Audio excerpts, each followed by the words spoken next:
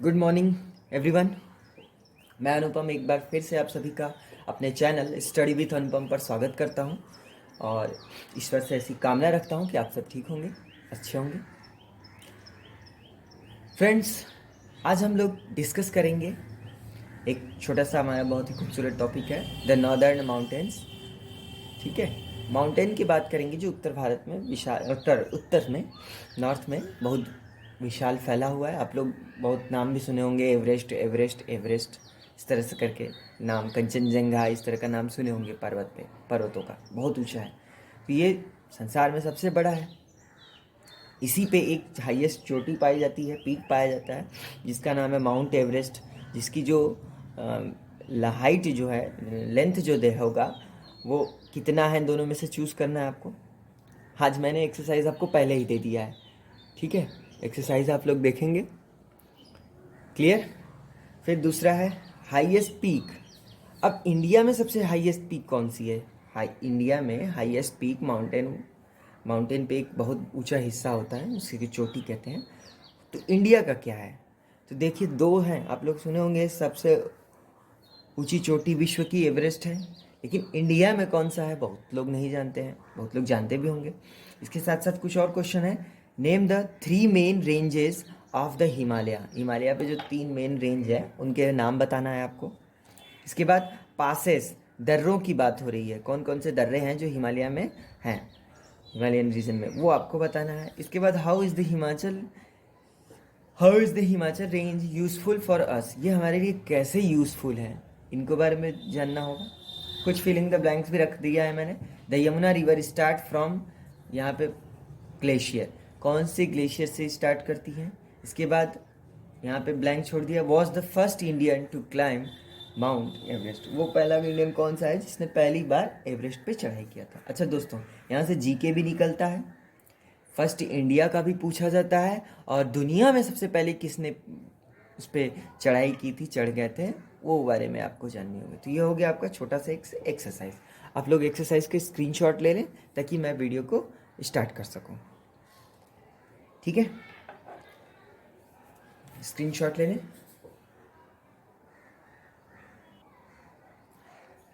Start करते हैं video को। Friends, in this chapter you will learn more about the great Himalayan ranges. जो Himalaya range है उसके बारे में आप लोगों को बहुत सारी जानकारी मैं बताऊंगा इस चैप्टर में, ठीक है।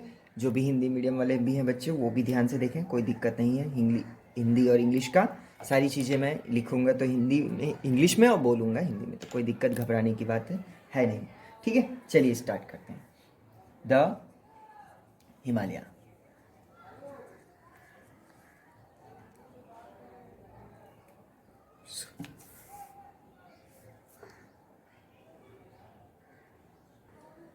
दोस्तों देखिए, मैंने लिखा है द हिमालयाज, पहले ही गलत हो गया था।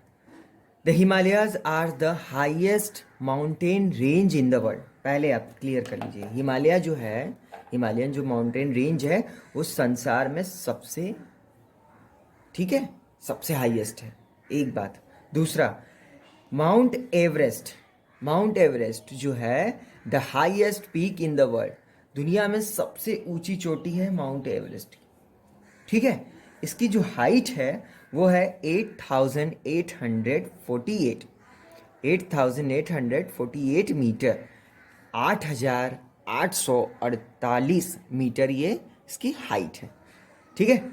इसके बाद अब ये है कहाँ? तो ये है नेपाल में। नेपाल भारत का पड़ोसी देश, मैंने आपको पिछले वीडियो में बताया था, आपको नेबरिंग कंट्री के बारे में आपको बताया था। तो वहाँ अगर आप नहीं देखे तो वीडियो को देख लीजिए, मैं लिंक जो है डिस्क्रिप्शन बॉक्स में दे दूंगा, ठीक है। तो क्या क्या पता चला, जो हिमालय है, हिमालय रेंज जो है, ठीक है, जो हिमालय पर्वत श्रृंखला है, वो दुनिया में सबसे लंबी है, सबसे बड़ी है, ठीक है। इसके बाद देखिए, इसके ऊपर एक पीक पाई जाता है। पीक का मतलब सपोज ऐसे करिए, जैसे मान लीजिए ये पहाड़ है, ठीक है, इस पे कोई चोटी ऐसे उठ जाती है ज़्यादा, ठीक है। तो यही हो गया एवरेस्ट, ठीक, यही हो गया एवरेस्ट। इस तरह से समझेंगे।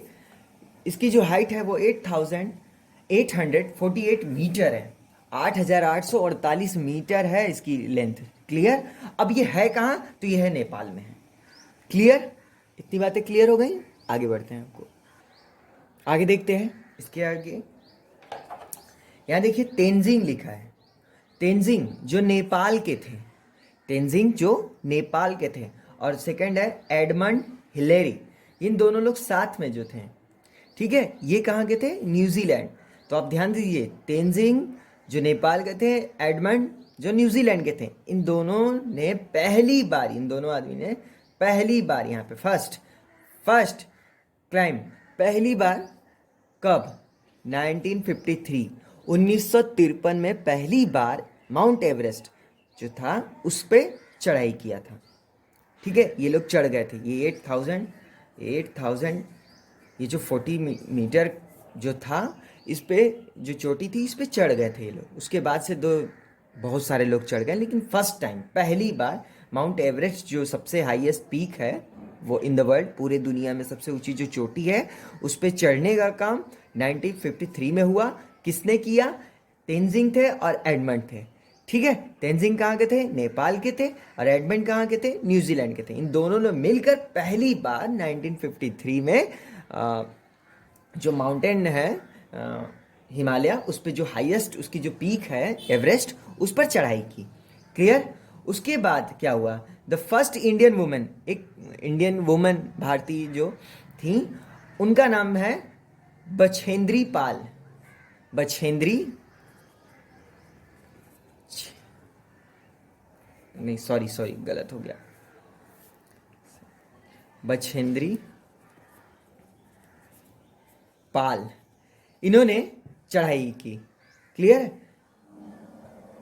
ठीक है। तो आपको समझ में आ गया, तेंजिंग नॉर्वे जो नेपाल के थे और एडमंड हिलेरी जो न्यूजीलैंड के थे, ये दोनों ने मिलकर पहली बार माउंट एवरेस्ट की चढ़ाई की। और भारत की कौन है भाई, पहली औरत कौन है, वुमन, वो है बछेंद्री पाल। क्लियर है, आगे बढ़ते हैं फ्रेंड्स। आगे देखते हैं काराकोरम। काराकोरम माउंटेन को देखेंगे हम लोग। ठीक है, जो काराकोरम है उस बहुत इंपॉर्टेंट होता है। क्यों इंपॉर्टेंट है, देखिए यहाँ पे ये नॉर्थ वेस्ट में है। अब नॉर्थ वेस्ट का मतलब आप समझ रहे होंगे, यहाँ पे मान लीजिए सपोज करिए ये नॉर्थ है और ये वेस्ट है, तो यहाँ पे मिलेगा आपको। ठीक है, थोड़े से वेस्ट साइड में आते हुए मिलेगा आपको। अब एक बात समझिए, ये जो कश्मीर है, कि इस कश्मीर जो आता है इसी के हिस्से में आ जाएगा। ठीक है, और यहीं से मिल जाएगी आपको इंडस रिवर, सिंधु नदी, सिंधु, जो पाकिस्तान में बह के चली जाती है। ठीक है, इंडिया से होते हुए कश्मीर। आगे बढ़ते हैं। मोस्ट इंपॉर्टेंट क्या था इस लाइन को लिखने के लिए, हमारा मकसद ये था, यहां पे देखिए K2 लिखा है, K2 लिखा है। ठीक, K2 को एक और नाम है mount Godwin Aston, mount Godwin Aston, इस नाम से भी जाना जाता है। अब ये नाम मैंने क्यों बताया आपको, देखिए आगे, highest mountain peak in India, यानी अगर आपसे कोई पूछे भारत की सबसे ऊंची चोटी, पर्वतों में, भारत में जो पर्वत पाए जाते हैं उन पे उसकी सबसे ऊंची चोटी कौन सी है, तो वो है K2 या माउंट गार्डविन आस्टन आप बोल सकते हैं। अब कई लोग कहेंगे हिमालय का माउंट एवरेस्ट, तो वो गलत हो जाएगा, क्योंकि सबको अभी मैंने शुरू में ही बता दिया था, एवरेस्ट उसी हिमालय रेंज में है। ठीक है, ये भी उसी पर है, लेकिन वो जो माउंट एवरेस्ट है वो चला जाता है नेपाल में।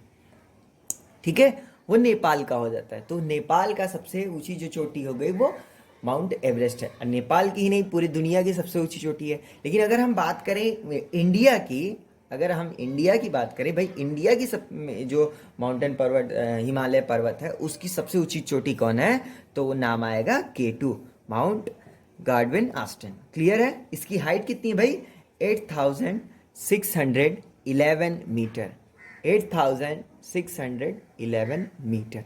क्लियर हो गया। तो अगर आपसे कोई पूछे इंडिया की जो हिमालयन रेंज है उसकी सबसे ऊंची चोटी कौन सी है भाई, तो आप कहेंगे K2।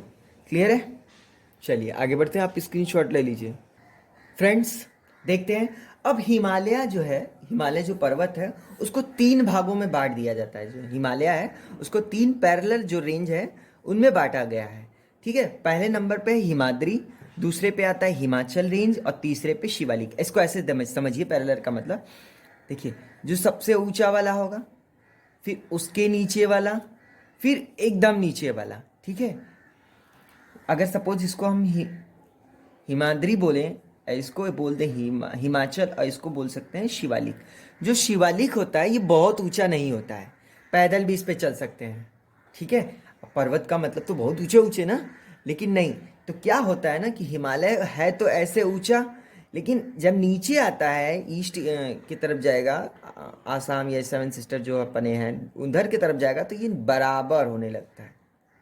ठीक है, नीचे आने लगता है। आप लोग मैप भी देखेंगे तो नीचे आने लगता है। तो जो नीचे कहा जाता है तो वहाँ पे लगभग बराबर हो जाता है ज़मीन के। तो वहाँ पे चाय के बागान वगैरह, दार्जिलिंग आप लोग नाम सुने होंगे। ठीक है, ये सब मिलने लगेंगे आपको। तो हिमालय जो अब हर समय तो वो ऊपर नहीं ना रहेगा, मतलब नहीं समझे। देखिए इसको ऐसे कि कोई चीज़ ऐसे ना उठी होगी, तो जब उठी रहेगी ज़्यादा तो वो हो गया हिमाद्री, और जो बीच का हो गया हिस्सा वो हो गया हिमाचल। अब देखिए यहाँ पे देखिए ये वाला हिस्सा, अगर ये वाले हिस्से को मैं कलर कर दूं, देखिए ऐसे मैं अभी करके दिखा रहा हूँ आपको।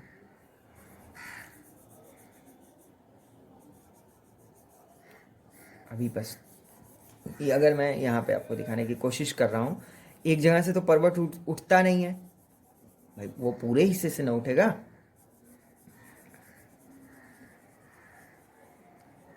ठीक है, अब देखिए ये वाला हिस्सा हमेशा इस पे बर्फ जमा रहेगा।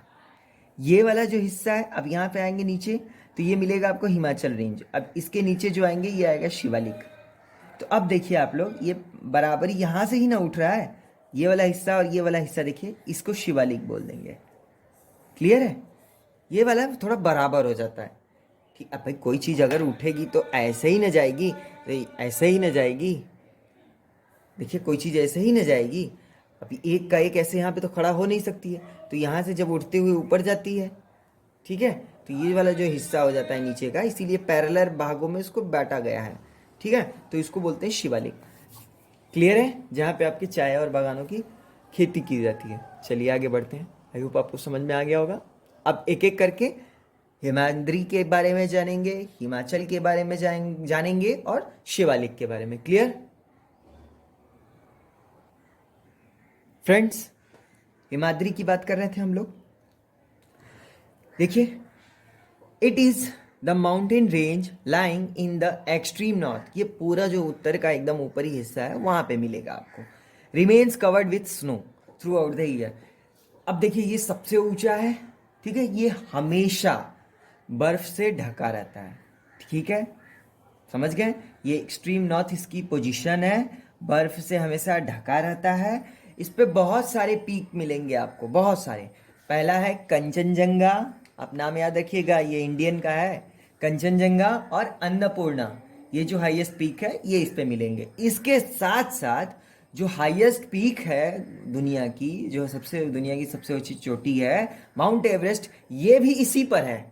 यानी आपसे पूछ सकता है जो हिमालय पर्वत की हाईएस्ट जो चोटी है, जो पीक है माउंट एवरेस्ट, वो हिमाद्री पे है या हिमाचल पे है या शिवालिक रेंज में है। तो आप लोग इसमें कंफ्यूज मत होइएगा, एकदम ऊपर है हिमाद्री। ठीक है, तो ये होगा, और है कहाँ, वो नेपाल में है। तो 3-4 बातें क्लियर हो गई। ये एक्सट्रीम नॉर्थ इसका लोकेशन है, कवर्ड रहता है हमेशा बर्फ से। ठीक है, इस पे बहुत सारी पीक मिलेंगी आपको ऊंची ऊंची, जो कंचनजंगा है और अन्नपूर्णा, ये इंडियन में मिलेंगे। इसके साथ साथ जो दुनिया की सबसे ऊंची चोटी है माउंट एवरेस्ट, इसका भी लोकेशन इसी रेंज पर है जो नेपाल में है। ठीक है, क्लियर, आगे बढ़ते हैं दोस्तों। आगे देखते हैं ये हमारे लिए क्यों इंपॉर्टेंट है, आपको दिख गया होगा। सबसे पहले तो ग्लेशियर पूछता है आपसे एग्जाम में भी आजकल।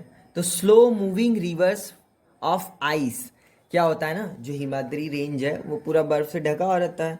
तो जब गर्मी का सीजन आता है, जाड़े में तो वो मेल्ट होगा नहीं, गर्मी का सीजन जब आता है तो हीटिंग जब होती है उत्तर भारत में, तो क्या होता है, वो पिघलता है, थोड़ा थोड़ा मेल्ट होने लगता है, और मेल्ट होकर बहने लगता है, उसी को कहते हैं ग्लेशियर। क्लियर है? अब यही जो ग्लेशियर है धीरे धीरे अब पर्वत पे है तो ऊंचाई पे है तो नीचे आएगा ना। इसे देखिए, अगर यहाँ पे कोई ग्लेशियर है तो पानी, इस पे बर्फ जब मेल्ट होगा तो ये नीचे ही ना आएगा, आएगा ना, ऐसे नीचे आएगा ना।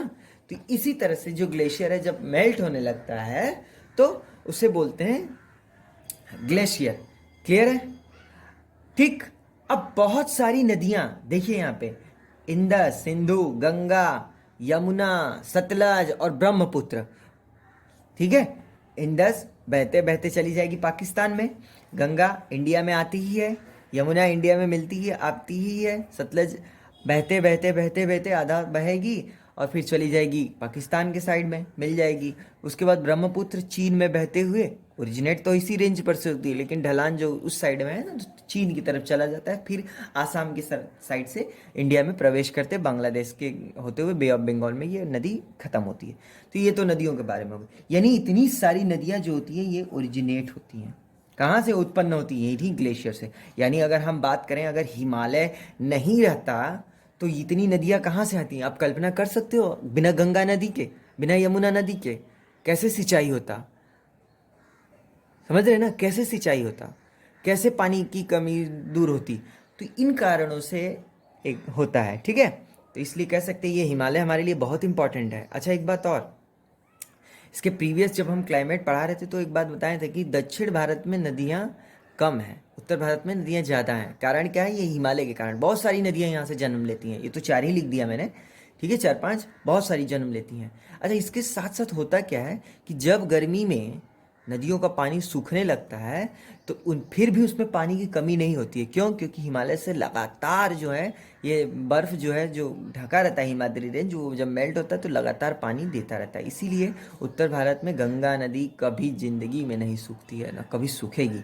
ठीक है, अब वो ह्यूमन एक्टिविटी हो जा रही है तो उससे तो है, लेकिन ऐसा कभी नहीं हो सकता क्योंकि जब तक हिमालय रहेगा तो पानी की कमी कभी नहीं होगी। यानी गंगा, यमुना, सतलज, ब्रह्मपुत्र और ये इंडस कभी नहीं सूख सकती। लेकिन अगर इंसान ऐसा ही अपने मन का करता रहा, उपयोग करता रहा खराब तरीके से, तो सब खत्म हो जाएगा। ठीक है, तो ये इंपॉर्टेंट हो गया।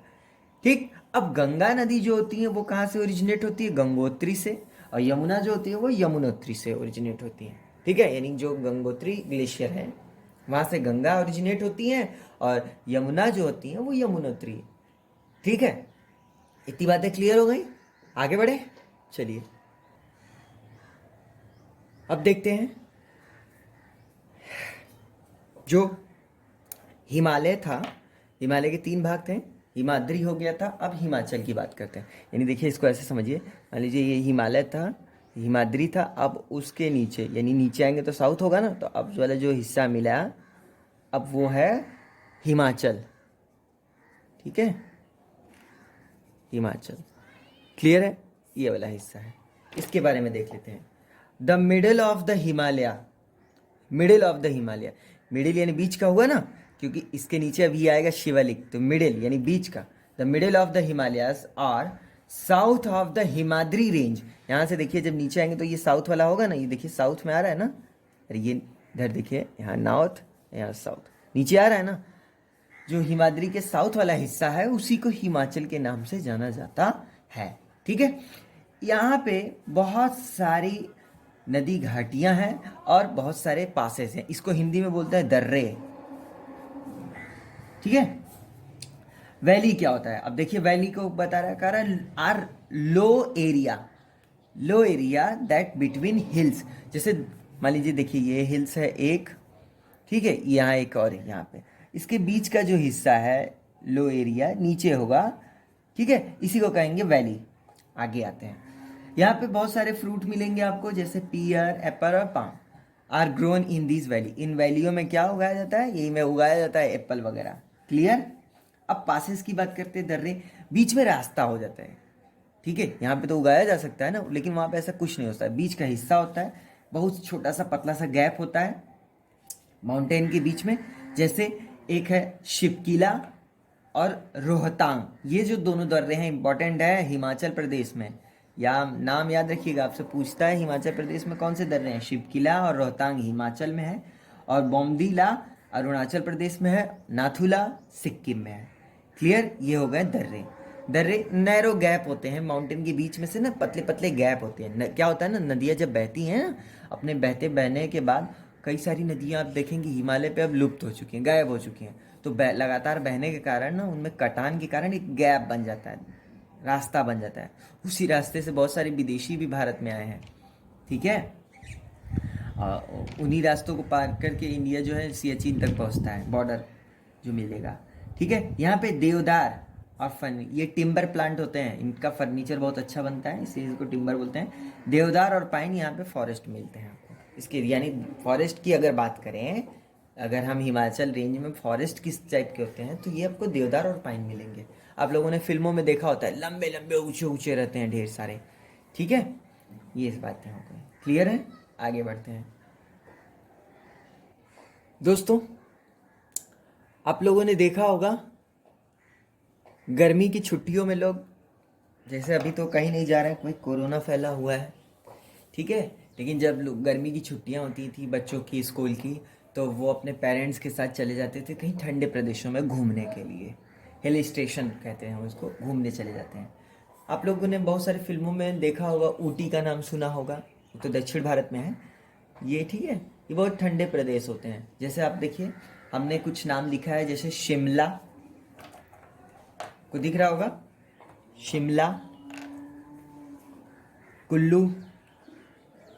कुल्लू, मनाली, श्रीनगर, नैनीताल, मसूरी, दार्जिलिंग, ये पहाड़ों पे है, बसे हुए हैं, हिल स्टेशन है। बहुत खूबसूरत, बहुत ठंडे, यहाँ का टेम्परेचर जो होता है बहुत ही बेहतरीन होता है। यहाँ पे आप जाड़े में तो रह ही नहीं पाएंगे यहाँ पे जल्दी से, बहुत ज़्यादा। गर्मी के दिन में इवन अभी अभी मेरा एक फ्रेंड गया था, अभी मैंने उससे बात किया, भाई वहाँ का वेदर कैसा है, तो इस समय जब भीषण गर्मी पिछले साल पड़ रही, तो बोला भाई यहाँ पे तो कंबल हम लोग निकाल के ओढ़ के सोते हैं, इतना भयंकर ठंडी था। ठीक है? गर्मी के दिनों में। तो इसीलिए जब गर्मी की छुट्टियाँ होती तो पेरेंट्स बहुत सारे अपने बच्चों को लेकर हिल स्टेशनों पे चले जाते हैं, जैसे शिमला, कुल्लू, मनाली, श्रीनगर, नैनीताल, मसूरी, दार्जिलिंग। इसके बाद आप लोगों ने वैष्णो माता का मंदिर जम्मू का नाम भी सुना होगा, वहाँ भी चले जाते हैं। तो ये जो भी है, ये सारे जो हिल स्टेशन है, ये भी हिमाचल के रेंज में आते हैं। क्लियर हो गया आपको? तो ये जो है हमारा दो टॉपिक हमारा खत्म हो गया, पहला हिमाद्री और दूसरा हिमाचल। अब तीसरा बचा है हमारा शिवालिक। चलिए शिवालिक की तरफ बढ़ते हैं। क्लियर है?